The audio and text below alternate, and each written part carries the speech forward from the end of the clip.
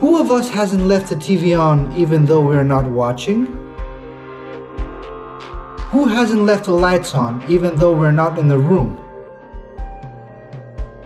Nowadays, electric power is regarded as a common commodity. Just as the sun rises every day, we believe that electricity is simply there. Electricity appears to be a straightforward issue. You press a button and we have instant electricity. It's as if it's hidden in the socket. But is this really how it is?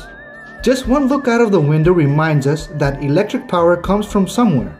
It travels along the cables on the pylons of the Hellenic Public Power Corporation.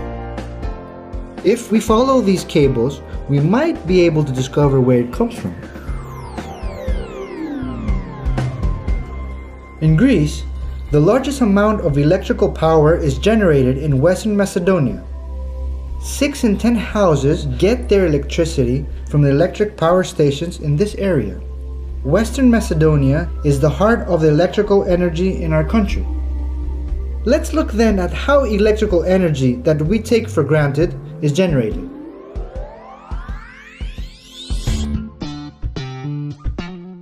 In Western Macedonia, there's a large quantity of coal known as lignite. With the use of large machines, it is mined from the ground. Some of the machines are taller than an 18-story building and weigh more than 5,000 cars. After lignite is mined, it is taken to the electricity generating power plants on conveyor belts. In all of the Western Macedonia, there are 270 kilometers of conveyor belts. This is 1.5 times the distance from Florina to Thessaloniki. When the lignite arrives at the station, the process of energy production begins. First, it goes into a furnace burner where it is burnt. From the combustion, smoke is produced, which escapes through the stacks of the power station. The burner generates heat, which heats up a large water tank known as the boiler.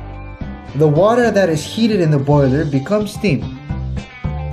The high-pressure steam goes into a turbine. The turbine has large bladed rotors, just like the sails of the windmill, which, pushed by the steam, rotate at a high speed. In turn, these bladed rotors activate a magnet that generates the electric current. This magnet is part of a device known as an electric generator. Lastly, the steam is separated.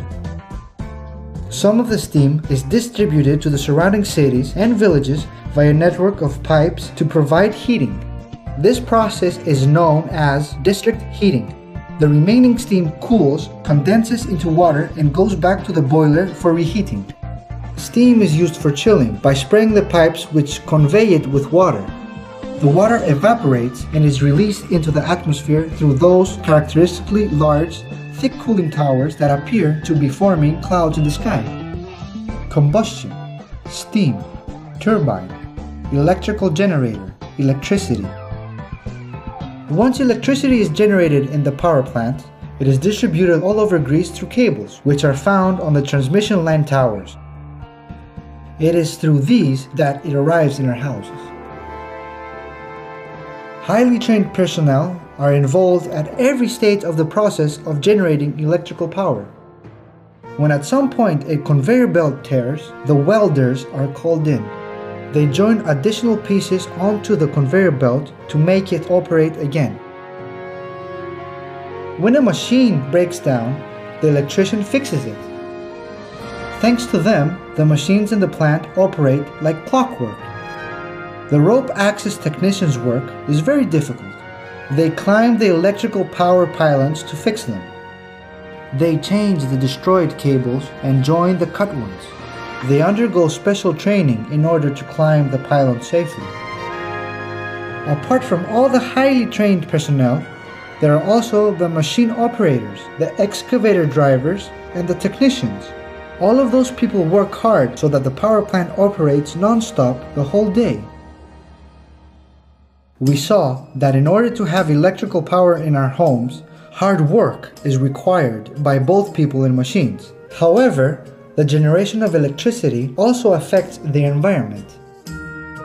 When lignite is mined from the ground, the natural landscape is destroyed. When lignite combusts, the air we breathe is polluted. The towers that transmit electrical powers to our homes are dangerous at close distances. Furthermore, at some time lignite resources will finish.